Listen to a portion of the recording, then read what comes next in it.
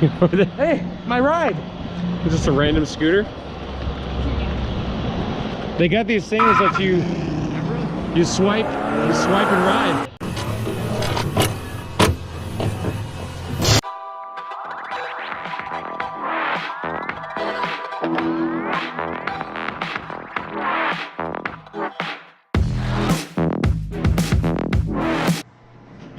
You excited, Mike? Oh, I'm definitely excited. Look at this. So you going to explain what we got here? So I got these literally the day that we were leaving to come here. Got my Wiseco pistons. Look at these bad boys. You said they're 11 to 1s, right? 11 to 1s, yeah. Just like the factory. Yep, stock compression. What I like too is that the skirts are smaller. Like on some engines, they do the bigger skirts, and it creates more friction, right? But these are nice. Just like these are matched to. Like the ringlands are thick too. Matched right to the bore too of the block. Went with 96 instead of, I think it's like 95.5. A little bit. And then obviously you guys have seen my rods. They're Quans? Quans? Yeah. K1s? Quans? And then we got my block. Alright.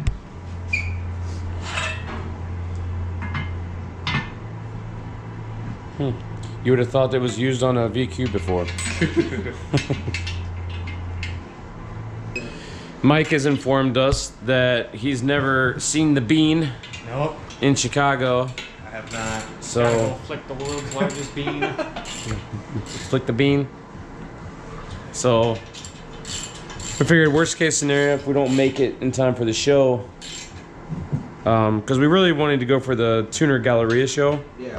And not just the World of Wheels, because the World of Wheels, it's fun, but it's just a lot more like old school cars and stuff like that. Yeah. Squats. He's done it a couple times. I'm sure he's done it a couple times, at least once. I don't even want to know how much my tools cost. Alrighty guys, so I just push by and we got all the tools pretty much set up on what you'll need to pretty much reassemble and measure out everything that you'll need when building one of these VQ37s. Would have worked for more than the VQs. yeah. But we're doing VQ specifics. Yeah. Pretty much. This is the basics to build just about any engine. So as you said, some tools needed for the job here. With a 1/2 inch digital torque wrench with a torque angle meter on it. We have a nice bore gauge set here. A 3-inch micrometer for the main journals on the crank as well as the connecting rod journals. I have a dial caliper here. This is nice for referencing the starting point for your micrometer rather than kind of playing the guesswork. At least this gets you in the ballpark when you're ready to set your micrometer up. It's not necessary, but I have it anyway. A set of feeler gauges for gapping the piston rings, and a 3 to 4 inch micrometer for verifying the diameter of the piston skirts. There we go. And I don't know if we stated, as again guys, this is Ben. He's got that beautiful 370Z you saw last time we were here. Hoping to get some cruising in this year. So we'll definitely keep you guys all in the loop. Definitely a lot of Z shows that ourselves as New Speed want to hit up. I know Ben's probably got a bunch that he's looking at doing too. But obviously, first, gotta get my motor done. First order of business. Make the car drivable. Yeah. Then you can start planning.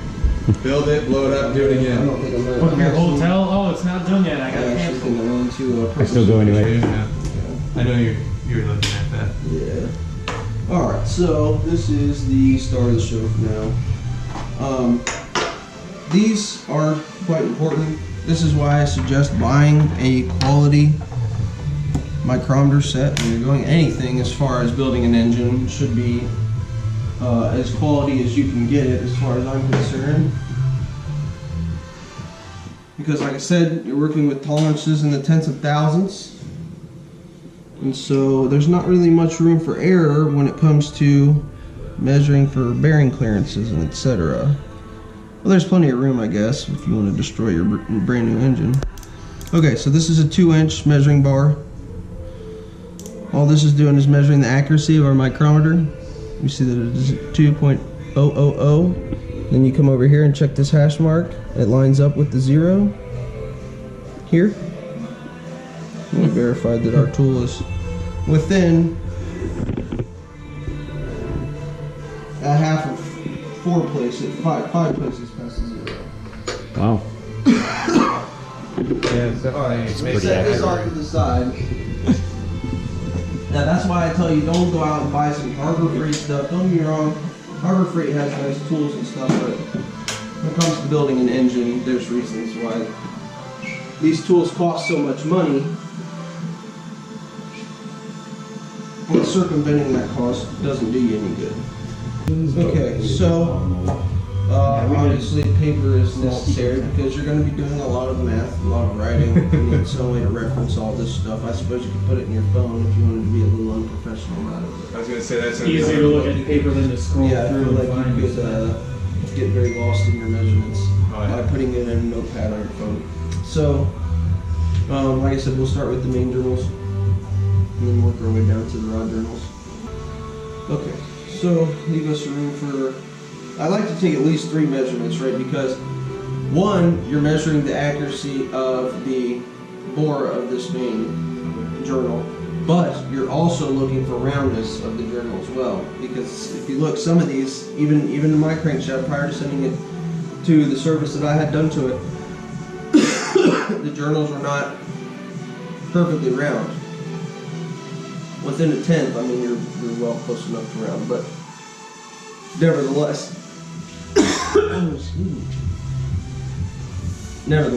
it is still out of rounding. So another thing that we want to make note of here is when you're placing the caliper on the bore or on the journal here, you want to try and make sure you're as square on the journal as possible, because if you picture this circular journal like this, and you get the very tip of this on there and the very edge of this, you can have the micrometer in there crooked, and that's going to skew your measurement. Right. See what I'm saying? So you want to make sure you're as close to square to the journal as possible. So usually you can look down the journal, and when you're at the peaks of the journal here, you can look down it and you can see on each side you have about an even amount of, I wouldn't really call it light, but it casts a shadow, right? Yeah. It only touches in one location, so you can look down on it and make sure that you have an even amount of shadow or light if light shows through on each side of the micrometer. Then you know you're at as close to dead center of the pin as possible.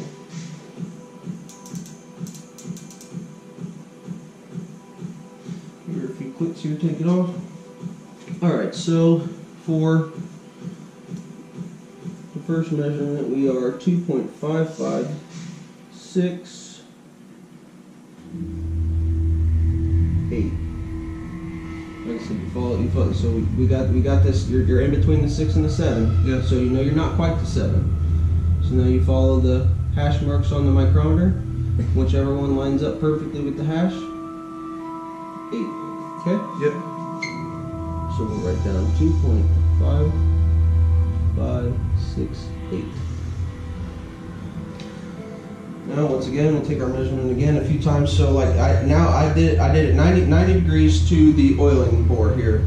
So now I'll try and do it closer to like a 45 to the oiling bore here and here, and that'll give me the majority of your round. Obviously, you can't do it on the oiling bore here because, well, it's out of rounding.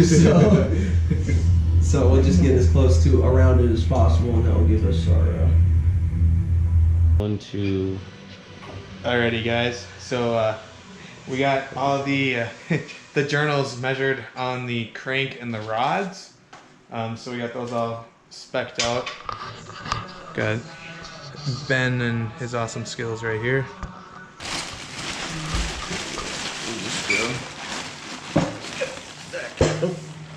Which way do you want it?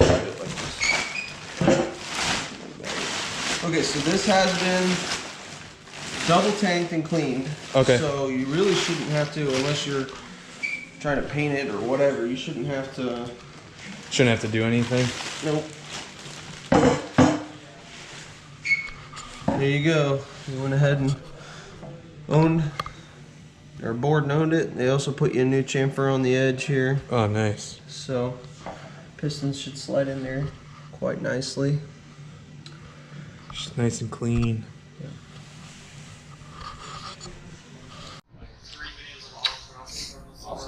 Okay. This is our bore gauge kit. Unfortunately, our bore gauge is in millimeters, so we're going to have to do some mathematics. I'm not too skilled at it. I'm not too skilled at it either, unfortunately. But we're going to have to struggle our way. Alright, so install a gauge in the end of the handle here. Maybe.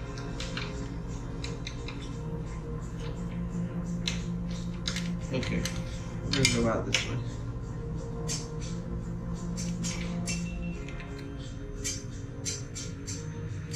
That's not good. There it goes. Make sure you loosen your collar up enough. Huh? Alright, so that in there like that. Actually, I don't need this guy. This is why we've been saying the whole time. Definitely use parts and equipment, so like special tools like this that are name brand or, you know, higher quality. Yes, you can do it with the cheaper stuff, but for something like this where you want to be precise, you definitely don't want to cheap out on it. Oh yeah, Okay, so we've gone through the liberty of installing a set of zero grade bearings in the block already. The idea is that if we set the bore gauge to the main pin diameter of the crankshaft, and wand our bore gauge through each of these bores, it will ideally tell us our current clearance, oil clearance, on the bore gauge. And it's just another way to go about getting to the end destination here. Most people would do this without the bearings inside the bore. Get the bore, then figure out the difference between the bearing halves and divide by 2. But since I already had a set of bearings laying around, there's no reason not to do it the easy way. So let's get started. Alright, we're going to pause it there because now we're going to... Okay, so now that we've got our tool set here. Okay.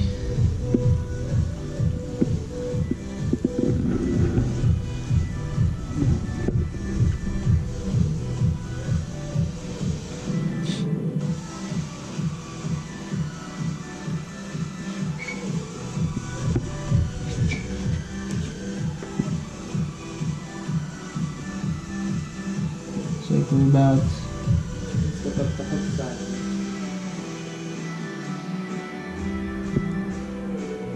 0.07 of a millimeter underside.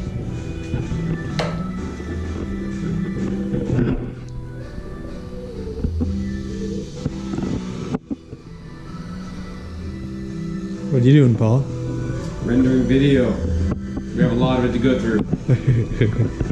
Good. 0.02 of an inch.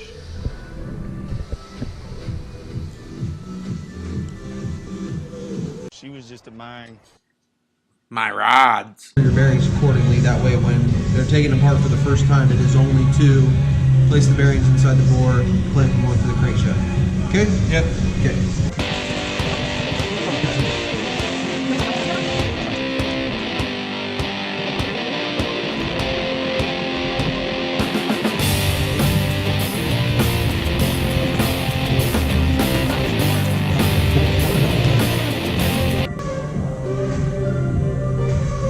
I guess if I up the Nissan. We can look up Nissan spec on the low end of the bore. Set the gauge to the lowest end of the bore. Take that thing off any sweet jumps? Don't not figure it out? Hey, you want to ride mine? We're looking it up.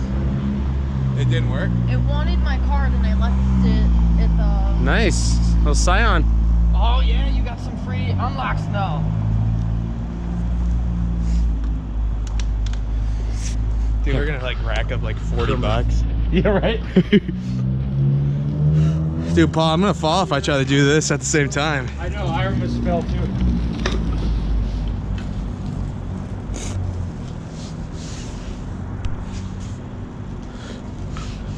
You gonna hop the curb? You're hauling.